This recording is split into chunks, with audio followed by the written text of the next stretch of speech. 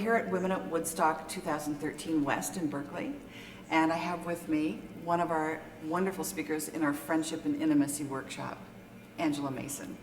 Thank you for agreeing to talk with me on camera and have a little private moment. And it's just been wonderful. I was thrilled to be asked, and I have had a splendid time. It's just been a very wonderful, relaxing, yet at the same time energizing, and just a very special several days. I've really enjoyed it. Thank you. Your workshop was about friendship, but really that's a lot of what the whole Women at Woodstock gathering is about, is friendship. So I'm glad you felt that all around, not just when we were actually talking about it. It's great to hear. Well, some women feel that they can't make friends after a certain age because they say, oh, well, only the old friends count. But it's so true that you can make friends when you meet a group of women. We've become a tribe over the last few days, and I really feel I've cemented some friendships here that are going to go on for many years to come, and I'm just delighted with that, and I hope that would happen, but it wasn't anticipated or expected, but now I feel very certain that there's a goodly crop of women that just really, we're going to bond. That's great to hear. And that is exactly what happened last year in October when we had our first event. You know, you can make friends at some kind of an event or a conference, and it feels good, and you intend to call them, but then it kind of fades away. But a lot of the women who went in October in Woodstock, New York, are still in touch. Some of them are doing business with each other. Some are just friends. Alice was telling me about going to a woman, Ellen's home, and Ellen cooks and Alice does laundry because they each hate to do the other, and they just share. And that's a friendship from Women at Woodstock. That's not your conference friendship, right? It's something different. Well, I think what makes this so different is that we all came with our public and our professional personas, but we were able to literally stuff them into our purse and just be our playful selves, and be our gentle selves, and be our funny, silly selves. And how often in life, when you are a public figure, or you have a business, or you're the boss of something, or you're the leader of something, that you get to be stepping back and just stepping down and stepping into just a lot of fun and game playing and listening and relaxing.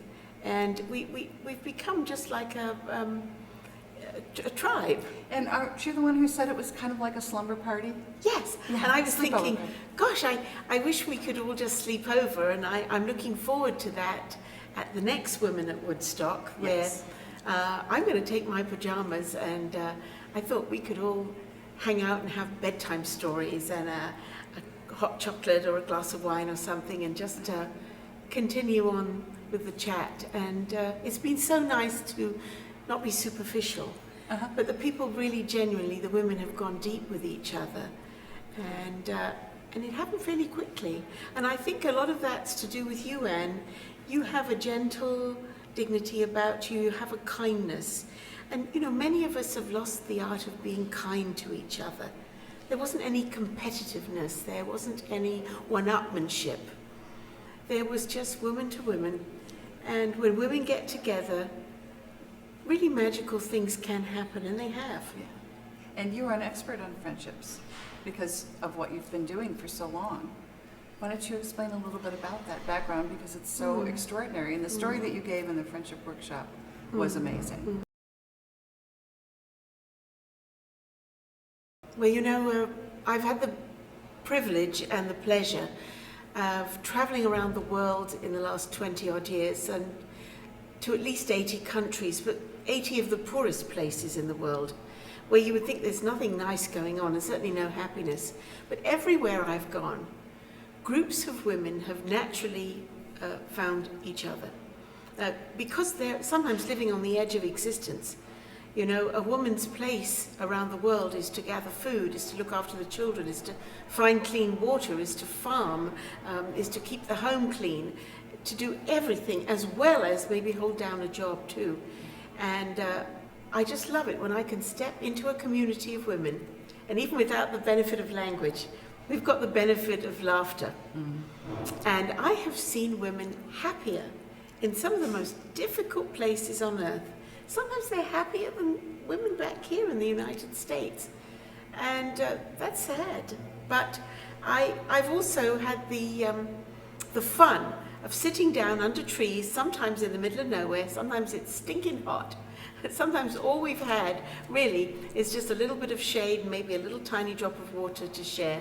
But we've shared stories, we've shared fun, and I've really felt that I've made friends, even without having a single word in common.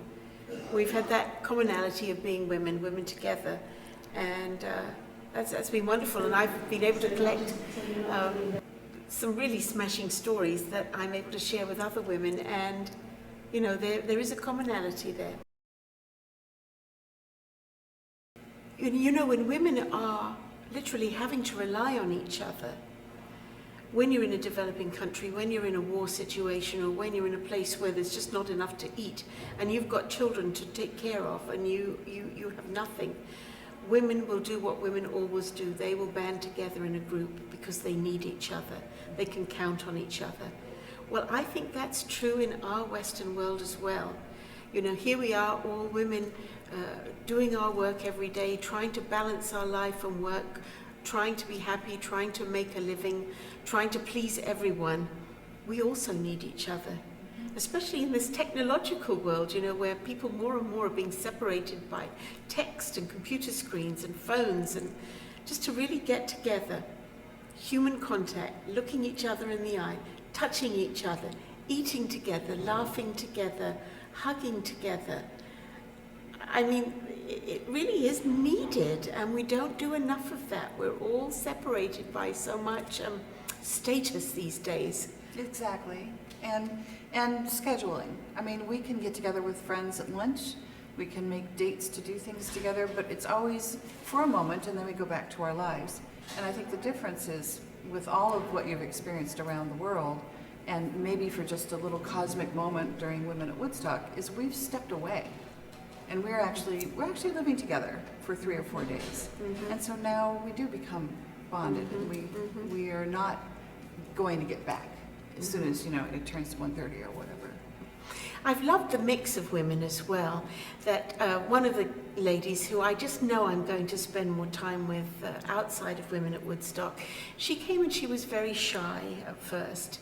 And I realized that she was shy. She looked a little scared, and I walked into the room and I smiled at her and I sat next to her, and she tentatively smiled back. Well, 2 days later, she's hugging me. She's just effervescent. She's excited. She doesn't feel self-conscious anymore. And that was the thing. The people who thought they might be a little reserved, a little self-conscious, they peeled those layers off very quickly. They really did. And I noticed that last time and this time, that you can spot the people who come in and they're just not going to participate. And it's like they're not allowed.